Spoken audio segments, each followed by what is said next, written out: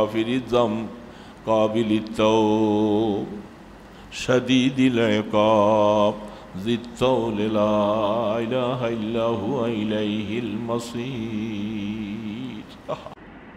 কোরআন শরীফের মধ্যে তাকালে দেখবেন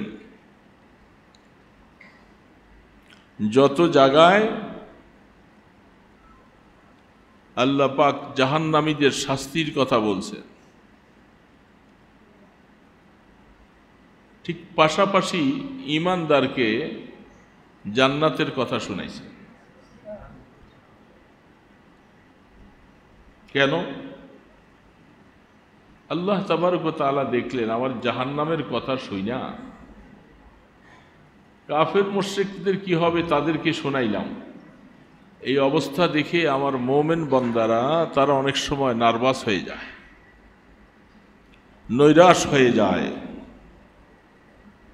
এই জন্য আল্লাহ পাক জাহান্নামীদের কথা বয়ান করার পাশাপাশি জান্নাতীদের সুসংবাদের কথা শুনাইছে যে ঈমানদারেরা তোরা ঘাবড়াইস না, আমি তো কঠিন শাস্তির কথা বলছি জাহান্নামীদেরকে, কাফের মুশরিক ঈমান আনে নাই, তোমাদের বেলায় তো আমার অনেক মেহেরবানি এবং দয়ার কথা আছে। এটা কোরআন শরীফে আল্লাহ পাকের আয়াতগুলির ধরন দেখলে বোঝা যায়। এই জন্য বাবাও সন্তানদেরকে উল্টাপাল্টা কাজ করলে মাঝে মধ্যে খুব ধমকায়, আবার তাকে আবার মায়া করে কাছেও নিয়ে আসে। ধমকানো হলো তাকে একটু সংশোধন হওয়ার জন্য, মায়া করা হয় সে যেন রাগটার কথা যেন ভুলে যায়।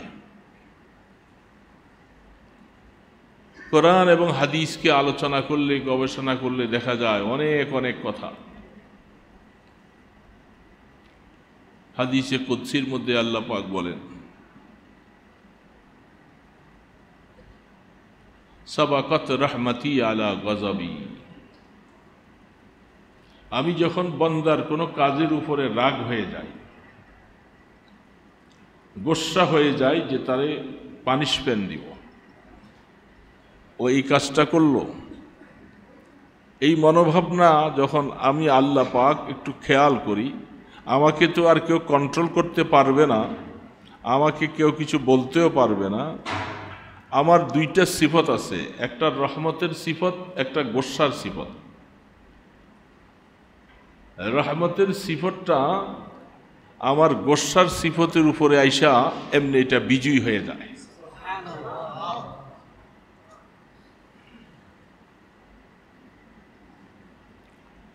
যখন আমার গোসার উপরে গোসা করেছিলাম, মার দিব, শাস্তি দিব, আমার রহমত এসে উপরে চেপে যায়।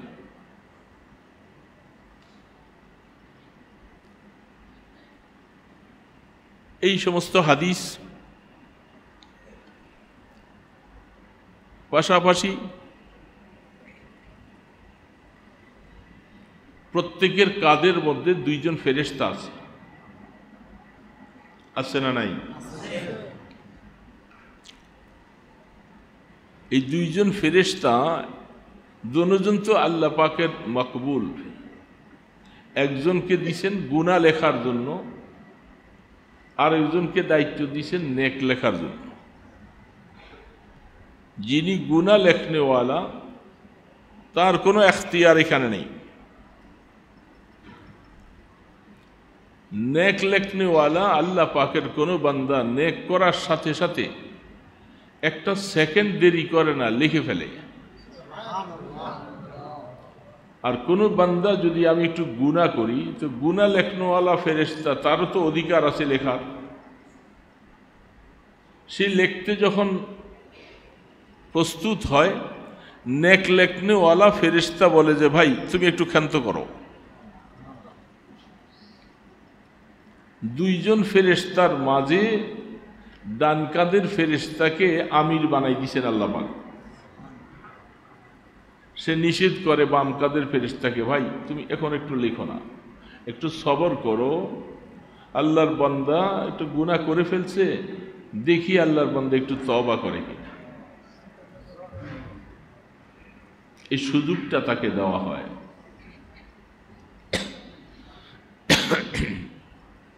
যখন কিছু সময় পার হয়ে যায়, আবার লেখার প্রস্তুতির বেলা আরেকটু সময় দাও, আবার যখন সে লিখতে শুরু করবে আরেকটু সময় দাও। 3 বার সময় দেওয়ার পরে যখন দেখলো যে আর সে তওবা করলো না, তখন তাকে অর্ডার করা হয় যে তুমি একটা গুনার জন্য একটা গুনাহ লেখো। তাহলে কি বোঝা যাচ্ছে?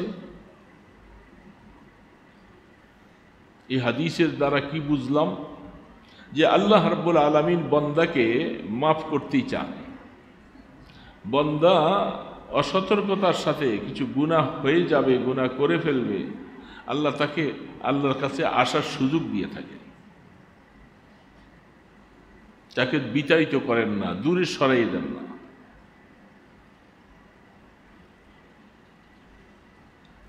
আরো অনেক অনেক আয়াত কোরআন শরীফে আছে যে আল্লাহ পাক কত আশ্বাসের বাণী শোনান, নৈরাশ করে দেন না।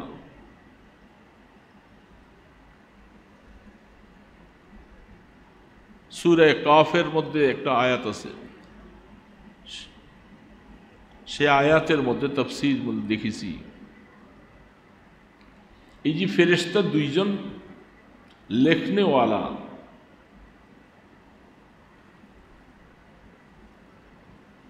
দুইজনের মধ্যে ডান কাদের ফেরেশতা নেক লিখতেছেন, তাকে নেক লেখার অর্ডার দিয়েছেন, আর বাম কাদের ফেরেশতা গুনাহ লেখেন।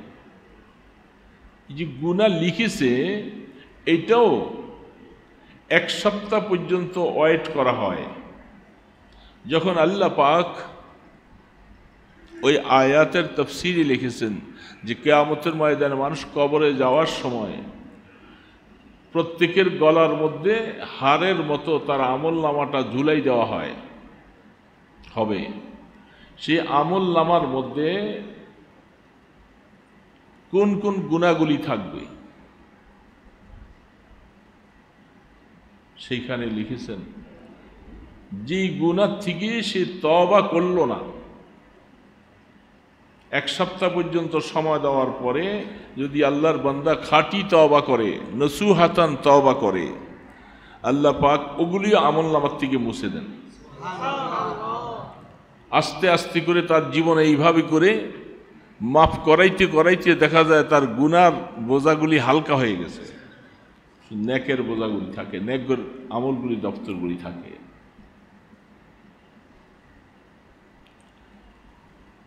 এবং কোরআনে অন্য আয়াত আছেন, ইন্নাল হাসানাত ইউযহিবুনাস সাইয়্যাত যালিকা যিকরা লিয-যাকিরিন। কি বলতেছেন আল্লাহ? বান্দা, তোমার আমল নামায় কিছু গুনাহ আছে, তুমি যে নেক আমলগুলি করতেছো, তোমার এই নেক আমলের দ্বারা তোমার গুনাহ মুছে যায়। এবং শুধু মুছিয়ে দেওয়া হয় তা নয়, ওই জায়গাটার মধ্যে আল্লাহ পাক আবার নেক আমল দিয়ে বসেন।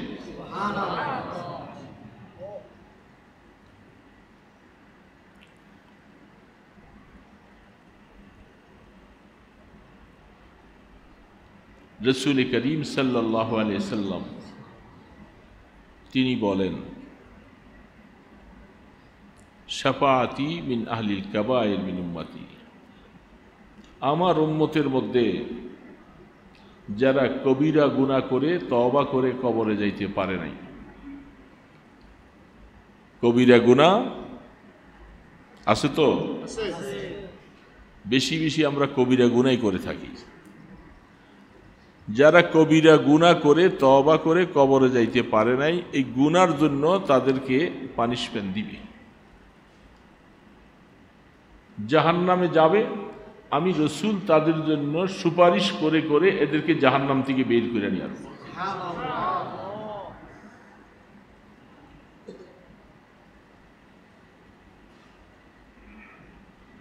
অনেক অনেক ক্ষেত্রে ওই বুখারী শরীফের হাদিসটা, এত বড় অপরাধীকে আল্লাহ কেমন করে মাফ করে দেয়? মাফ করবেন ভালো কথা, কিন্তু মাফের জন্য আল্লাহ পাক সিস্টেমটা যে করলেন, সিস্টেমের উপরে মাঝে মধ্যে অবাক লাগে। যে গুনাহ অপরাধ করতে করতে কবিরা গুনাহ কয়টা করছে? 100 জন মানুষকে খুন করছে। কবিরা গুনাহ 100টা হয়েছে। কিন্তু আল্লাহর বান্দা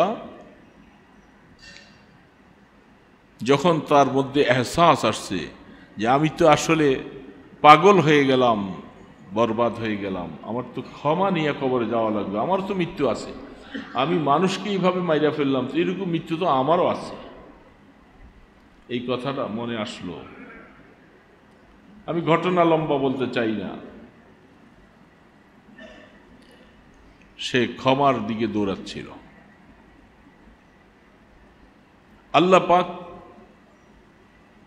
ওই হাদিসের মধ্যে অনেকগুলি সূক্ষ্ম সূক্ষ্ম নেকাত আছে, নক্তা আছে, যে আল্লাহ পাক দেখতে থাকেন যে বান্দা গুনাহ মাফের জন্য কতটুকু পেরেশানি হয়। গুনাহ করেছে তো বড় কথা নয়, কিন্তু গুনার জন্য সে পেরেশান হয় কত, নিজকে আল্লাহ পাকের সামনে অসহায় কতটুকু বানায়। গুনাহ করে ফেলছি,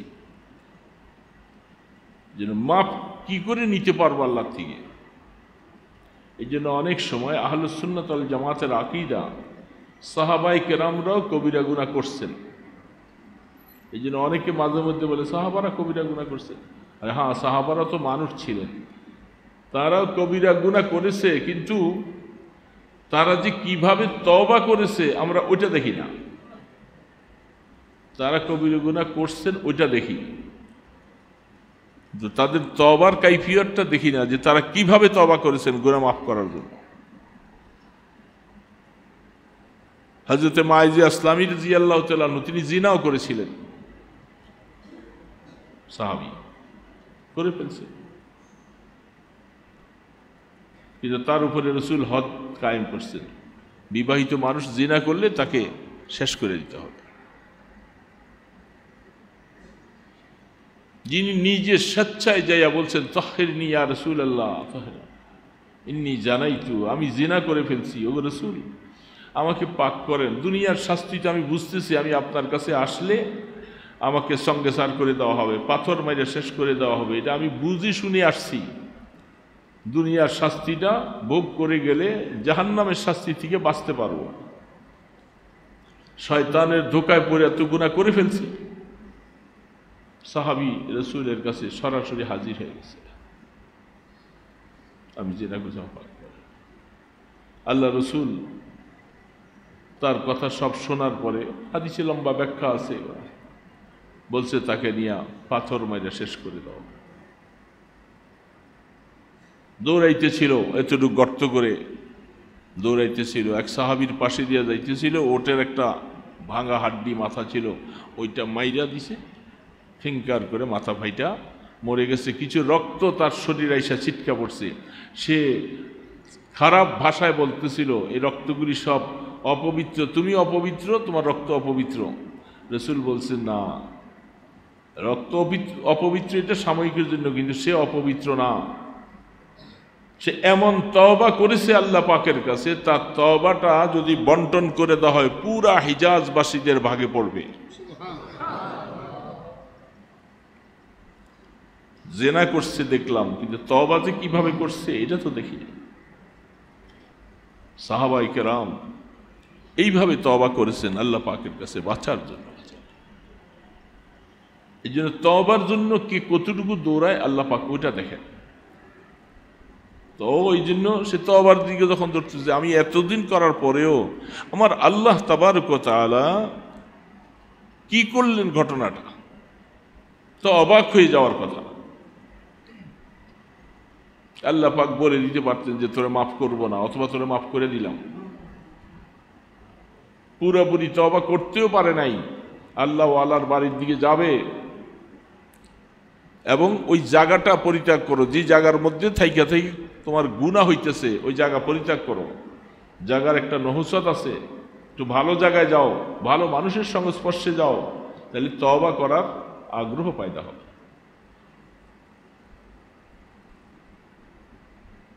ওই সমস্ত হাদিস থেকেই ডাকা হয়। ঘরের মধ্যে সবসময় থাকি, ঘরের পরিবেশ থেকে মসজিদের পরিবেশ অনেক ভালো। এই জন্য বলা হয় একটু কিছু সময় মসজিদের পরিবেশে আসো।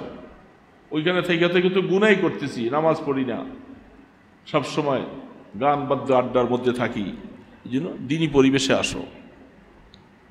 ওই আল্লাহর বান্দা তাকে দিনী পরিবেশে নেওয়া শুরু করেছে।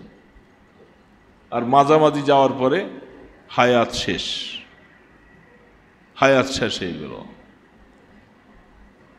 সে জানতো না যে তার হায়াত শেষ হয়ে যাবে, মৃত্যু চলে আসলো, বাস রাস্তায় ঢুলে পড়ে গেল। অনেকে জানে কথাটা, তারপর আমি কেন বলতেছি, ইবরত হাসিল করার জন্য, বোঝার জন্য। ঘটনা বলা মাকসদ নয়, ঘটনা জানাও মাকসদ নয়। এখন এই লোকটা তওবা করতেও পারে নাই, যাইতেছে মাত্র রাস্তায়।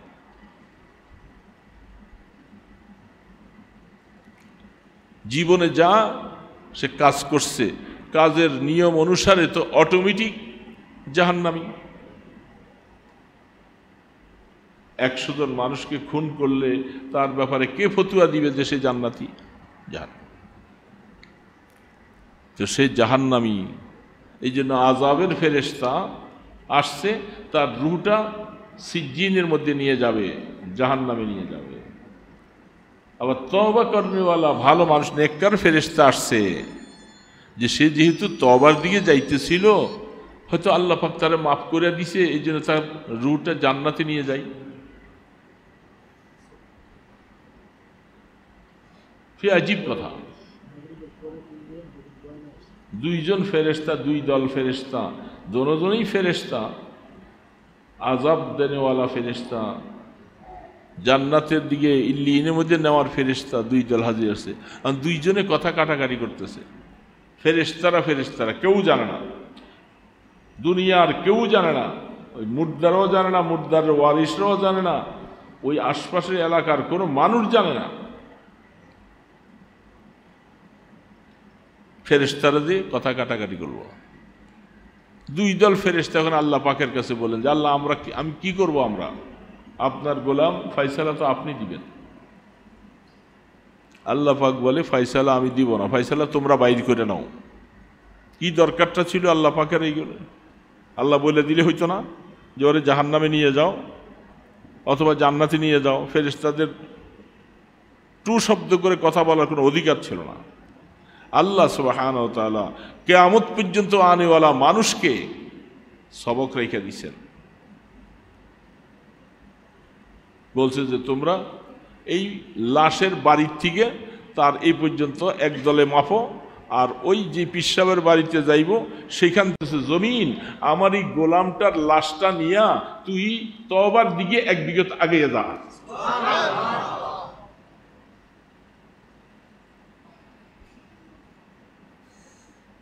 কেন এটা কেন? জমিনও জানে না, কিছু জমিনকে ওয়াদা করছে আমার বন্ধাটার লাশটা নিয়ে, কারণ আমি তারা মাফ করবো, এটা আমার সিদ্ধান্ত, ফালসেলা দিয়া দিছি, তোরা জমিনটা রুটির মতো বইলা যা, লাশটা নিয়ে তওবার দিকে একটু আগে যা। কেন এত কিছু দরকার ছিল? মাপতে যেয়ে দেখেন এখন আযাবের ফেরেশতা দেখেন ফর্মুলা অনুযায়ী সে তওবার দিকে আগে আছে, হাকিকতে সে তওবার দিকে ছিল না।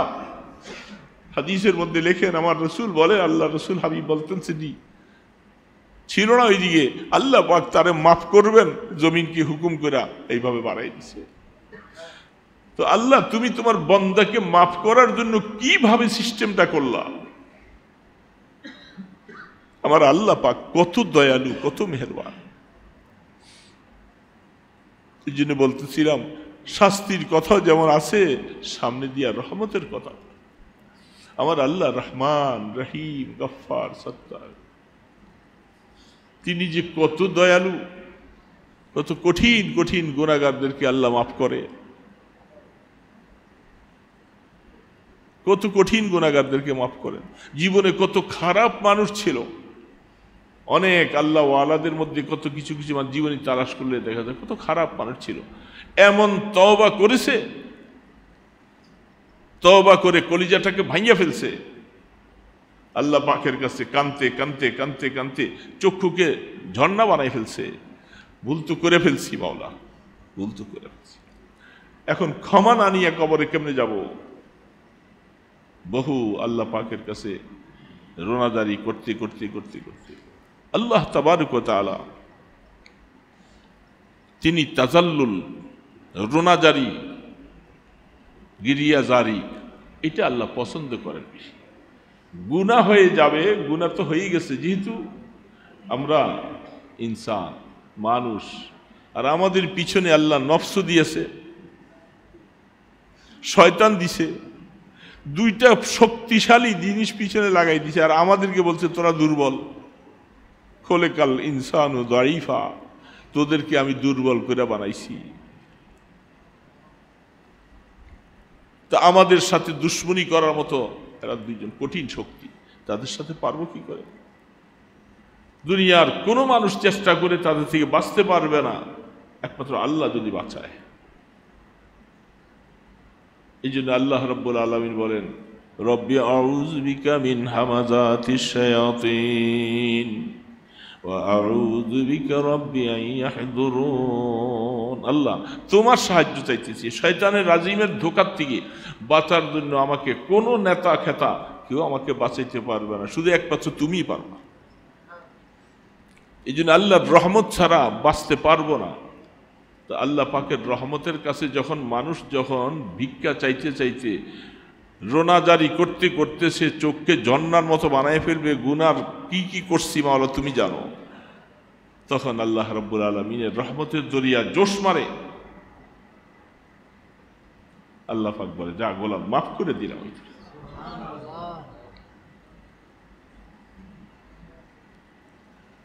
হযরত, আমি অনেক আগে বলছিলাম, খানকায় বলছিলাম, আয়াত পড়েছি, গাফিরিয যামব কাবিলিত তাওব শাদীদিল ইকাব যিত তাওল লা ইলাহা ইল্লা হুয়া ইলাইহিল মাসীর।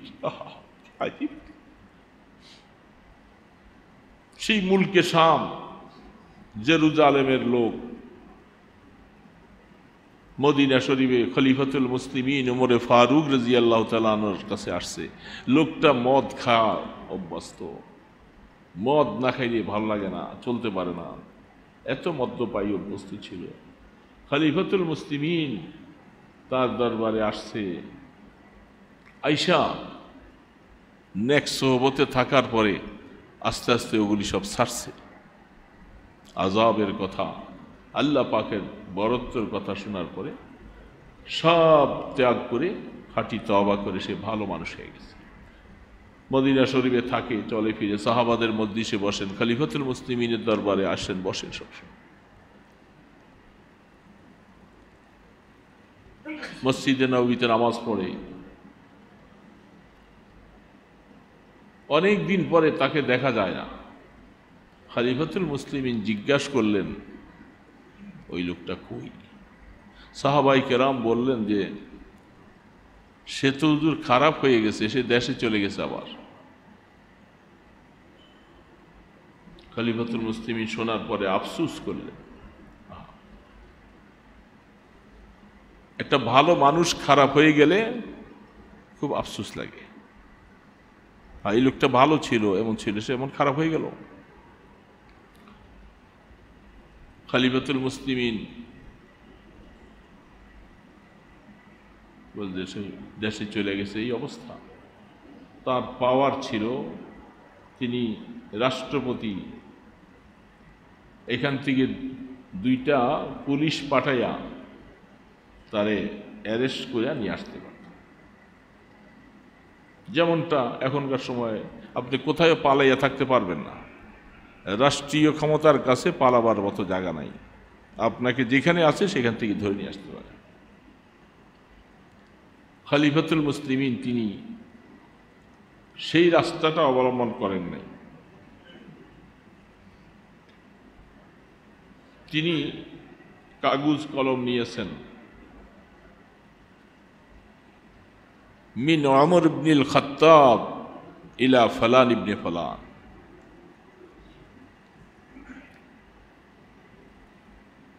এমনি বসতে অনেকের অসুবিধা, আর দুই একটা চেয়ার দেওয়া না, ওইদিকে অনেকে দীর্ঘ সময় বসতে পারে না, অনেক মাজুর আছে বসতে থাকতে পারে না।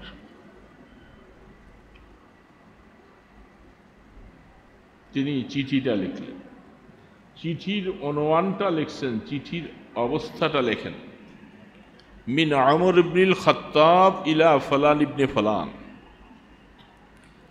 অথচ তিনি কিন্তু খলিফাতুল মুসলিমিন। তিনি লিখতে পারতেন যে খলিফাতুল মুসলিমিন ওমরে ফারুকের পক্ষ থেকে চিঠি, এটা আসতে পারত। এটা কি নাজায়েজ ছিল?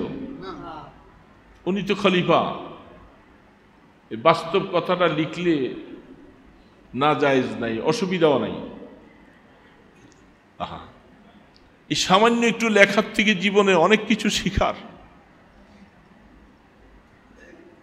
এত বড় মানুষ, যাদের হুকুমতের সামনে রোম পারস্য সব ধরাশায়ী হয়ে গেছে, ওনাদের মধ্যে এমন একটা অবস্থা ছিল, কিবির অহংকার কোনো জিনিস ছিল না। যেই কাজে একটু অহংকারের গ্রাণ পাওয়া যায় এটাও লেখেন না, যত ছোট। তিনি খলিফাতুল মুসলিমিন লিখতে পারতেন, তিনি বলতে এই শব্দটার মধ্যে একটু অহংকারী অহংকারী ভাব, এই জন্য খলিফাতুল মুসলিমিন লেখে নাই। নিজের নামটা লিখছে, আমি খাত্তাবের বেটা ওমর, খাত্তাবের বেটা ওমর, অমুকের কাছে চিঠি পাঠাইছি।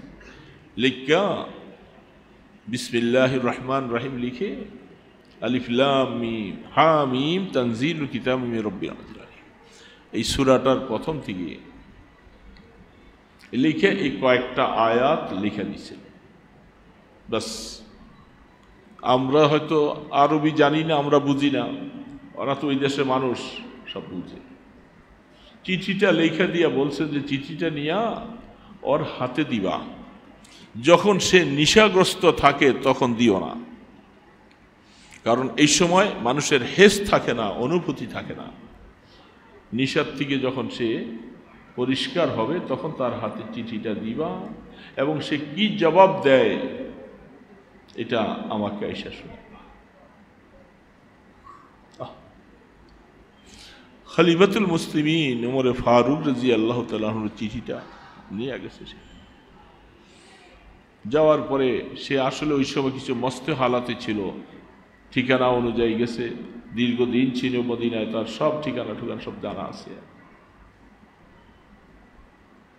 যখন হুশ ফিরে আসছে, তার কাছে সংবাদ বাহক সালাম দিয়া যাইয়া চিঠিটা হাতে দিছেন। তিনি হঠাৎ করে ভিতরে থরথর করে কাঁপতে শুরু করছে, যেহেতু এই লোকটা মদিনা শরীফ থেকে আসছে, আবার চিঠি দিছে হাতে। আর ব্যাপারটা হলো তখনকার জমানায় ওমরে ফারুক রাদিয়াল্লাহু তাআলা আনহুর প্রভাব, শয়তান পর্যন্ত এত ভয় থরথর করে কাঁপতো। কোন রাস্তা দিয়ে ওমরে ফারুক আসলে শয়তান ওই রাস্তায় যাইতো না।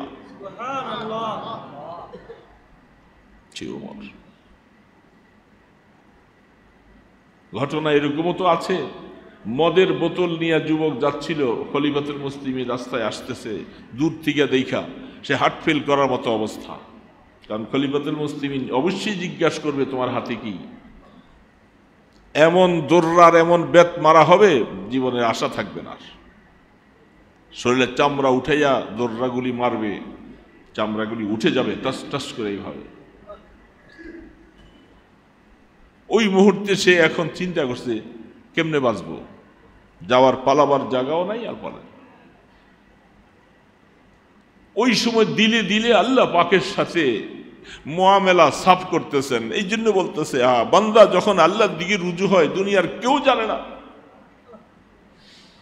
কেউ জানে না, কেউ জানাও দরকার নাই, সে দিলে দিলে আল্লাহ আমাকে এই সময় তুমি একটু বাঁচাও, নতুবা আমি তো আর বাঁচতে পারবো না, আমি জীবনে আর মদ খাবো না, আমাকে বাঁচাও, আমি খলিফাতুল মুসলিমিন এই হাত থেকে না বাঁচতে পারবো। কেমনে বাঁচাইবা আল্লাহ? আমাকে জিজ্ঞাসা করলে আমি বলবো এটা দুধ। তোমার ক্ষমতা আছে, তুমি এই মদটাকে দুধ বানাই দিতে পারো। তোমার জাতের উপরে ইয়াকিন আর বিশ্বাস করে আল্লাহ আমি এই কথা বলবো, নতুবা আমার আল্লাহ পাকের জাতের উপরে দেখেন সে তওবা এমন করা করছে আর বিশ্বাস হয়ে গেছে আমার আল্লাহ এটা পাল্টাই দিবে। খলিফাতুল মুসলিমিনের সামনে, এই দাঁড়াও, কি তোমার হাতে? রাষ্ট্রপতি চতুর্দিকে চোখান্না খবর, সে কাঁপতেছে, আবার বলতেছে আমার হাতে দুধ।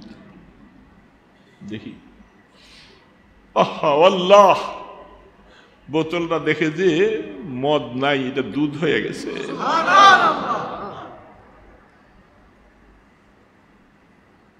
গুনার থেকে বাঁচার জন্য যদি আল্লাহর সাথে যদি বান্দা মুআমালা করে, আল্লাহ মাফ করে দাও, আর করবো না গুনাহ, আর করবো না। আল্লাহ সুবহানাহু ওয়া তাআলা বান্দাকে এইভাবে বাঁচিয়ে দেয়, এইভাবে বাঁচিয়ে দেয়। এই হলো খলিফাতুল মুসলিমিনের এত বড় শাসন, এত বড় ভয় ছিল মানুষ। মা বাবারা অনেক সময় মায়েরা ছোট বাচ্চাদেরকে ওমরে ফারুকের নাম নিয়ে নিয়ে ঘুম পাড়াইতো, ওমর আসতেছে, ওনার সেই রব বাচ্চাদের উপরে, দেশের উপরে, জানোয়ারের উপরে, সব কিছুর উপরে প্রভাব ছিল খলিফাতুল মুসলিমিন ওমরে ফারুক রাদিয়াল্লাহু, যিনি অন্যায় করতেন না, যিনি মানুষের খেদমত করতেন, মানুষকে এত কিছু করতেন। এখন ওই বেচারা যখন মদিনা শরীফ থেকে চিঠি নিয়ে আসছে, সে তো কাঁপতে শুরু করছে। চিঠিটা খুলছে, খুইলা চিঠিটার আয়াত দিয়ে সে এখন বারবার পড়তেছে কোরআনে আয়াতটার, চোখের পানিগুলি আসতে ছেড়ে দিচ্ছে। গাফিরিজ জামবে কাবিলিত তাওব। খলিফাতুল মুসলিমিন কি কামটা না করলো, তার পাওয়ার ছিল আমাকে পুলিশ দিয়া ধরাই নিয়া জেলখানায় আটকাইয়া উত্তম রূপে শাস্তি দিতে পারত, আমি যে ভুল করছি, আমি তার কাছ থেকে চলে আসছি, সে তার পাওয়ার ছিল, ক্ষমতা ছিল। তিনি তা না করে এমন একটা আয়াত আমার সামনে পেশ করছেন, সেই আয়াতের মধ্যে আল্লাহ পাক কি বলেন? এ গোলাম, আমার নাম জানোস? আমি আল্লাহ পাককে গাফিরিজ জাম, আমি আল্লাহ বন্দার গুনাহগুলি সব মাফ করে দেই। এটা হলো আমার একটা বৈশিষ্ট্য, আমার একটা গুণ। এই আয়াতের মধ্যে লিখছেন গাফিরিজ জাম, কাবিলিত তাওব। এবং আমি আল্লাহ কি, আমি আমার কাছে কোনো গোলাম যদি আইসা তওবা করে, আমি আমার গোলামের তওবা কবুল করনে ওয়ালা। এই আয়াতটা ওমরে ফারুক নির্বাচন করেছে, গাফিরিজ জামবে কাবিলিত তাওব। সামনের আয়াত শাদীদুল ইকাব। আল্লাহ পাকের কাছে শাস্তি আছে, কঠিন শাস্তি। উপরের দুইটা আয়াতকে এমন ভাবে লিখছেন, দুইটা আয়াতের মধ্যে সরাসরি আল্লাহ গুনাহ মাফ করনে ওয়ালা, তওবা কবুল করনে ওয়ালা, আর শাস্তির মধ্যে আয়েশা বলছেন আল্লাহর কাছে শাস্তি আছে, দিবে কি দিবে না এটা এখন আল্লাহ বলেন না। শাদীদুল ইকাব যিত তাওল, আমার আল্লাহ আমি অনেক জবরদস্ত, অনেক ক্ষমতাওয়ালা, আমি রব, আমাকে ছাড়া কোনো মাবুদ নাই, এ গোলাম তুই যাবি কই?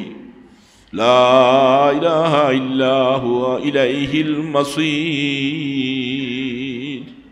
কোনো দিকে যাওয়ার সময় নেই, কোনো দিকে যাওয়ার রাস্তা নেই, আমার কাছেই আসতে হবে। এই আয়াতটা, এই হালাতের আয়াত দেখে ওই বেচারা চোখের পানি ছেড়ে ছেড়ে বুক ভাসিয়ে ফেলছে।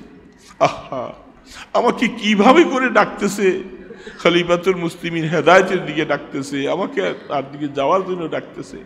তিনি আমাকে শাস্তি দিতে পারতেন। সাথে সাথে সেখান থেকে বাইর হইয়া আগন্তককে বলছে, ভাই তুমি দাঁড়াও, আমি এক্ষুনি তোমার সাথে আসতেছি, আমি এখনই বাইরে যাব। আমি কেন সেই মদিনার থেকে চলে আসছিলাম, কপাল পরা হয়ে গেছি। আমি খলিফাতুল মুসলিমিনের কাছে যাই, আমি প্রাণ ভরে একটু তার সামনে নিয়ে খাঁটি তওবা করব, তিনি আমাকে শাস্তি দিলেন না, আমাকে এইভাবে করে মায়া করলেন। আল্লাহ পাকের মায়ার আয়াতটা আমার সামনে রাখলেন, জীবনের জন্য তওবা করে এমন ভালো মানুষ হয়ে গেছে তার জীবনে। আল্লাহ তাকে উঠাই আনছে, গুনার থেকে উঠাই নিয়ে আসছে, মদের আড্ডার থেকে উঠাই নিয়ে আসছে, নাফরমানি হালাত থেকে উঠাই নিয়ে আসছে। এই জন্য দোস্তরা বলতেছিলাম, আমার আল্লাহ যে কত মায়া করেন আমাদের। এই জন্যেই আল্লাহ সুবহানাহু ওয়া তাআলা বলছেন, লা তাকনাতু মির রাহমাতিল্লাহ। এ গোলাম, নৈরাশ হইয়া যাবি কই? কোথায় যাবি? তুইও জানো যে তোর আর যাওয়ার কোনো রাস্তা নাই, আমিও জানি তোর ভিন্ন কোনো রাস্তা নাই। এই জন্য তুই আমার কাছে ফিরে আস, ফিরে আয়, ফিরে আস। এই জন্য হাদিস শরীফের মধ্যে আল্লাহ রাসূল বলছেন, আর গোলাম তুই তওবা কর, খাঁটি হবে, খাঁটি হবে। এই জন্য দোস্ত, তওবা করার জন্যই আমরা আসছি এখানে, 3টা দিন এখানে সময় নষ্ট করছি, এই সময়টুকু কাটাইলাম। আমাদের ফেরুতনি আজিজি এনকেসারি আমরা আমাদের আল্লাহর সামনে পেশ করতেছি। আল্লাহ তুমি জানো যে আমরা দুর্বল মানুষ, আমরা কমজোর, আমরা গুনাহ করনেওয়ালা।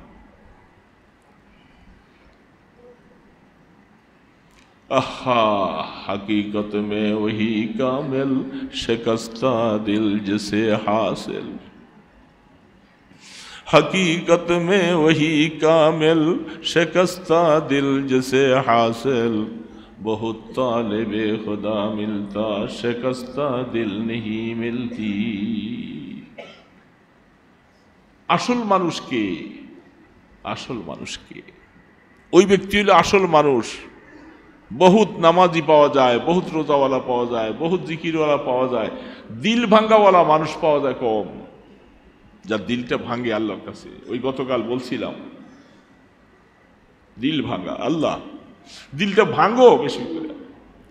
तो उसे बचा बचा के ना रख, उसमें आयना है वे आयना, जो शिकस्ता हो अजीज तर है निगाहे आयना साज में। भांगो, দুনিয়ার আয়না ভাঙলে ফালাই যায়। ওই যে মসজিদের আয়না ভাঙ্গিয়া গেছে, বলা হয় ফালাই দিতে হবে। ঘরের আয়না ভাঙ্গিয়া গেছে, ফেলে দাও, আয়না রাখা যাবে না। আর আল্লাহ পাক বলে, আল্লাহর ওলি বলে, একটা আয়না এখানে তোর ভিতরে বসাই দিছি আমি, যেটার মধ্যে সব ক্যাচ করে, সব ধরা পড়ে। এই আয়নাটারে ভাঙ, এটা যত বেশি ভাঙবি আয়না বানানোওয়ালার কাছে তত বেশি দামি হয়ে যাবি, তত বেশি দামি হয়ে যাবি। মন ভাঙ, বেশি বেশি করে দিলটা ভাঙো। আজিজি আম জুরমাহা করদা বসে নেস্তে মারা গাইরে তুত। আল্লাহ, আসামি তোমার, তুমি ছাড়া আমার আর কেউ নাই, আর কেউ নাই। আমাকে কে গোলাম বলে ডাকবে, আমাকে কে মাফ করবে? আমি তো তোমার কাছেই যাব।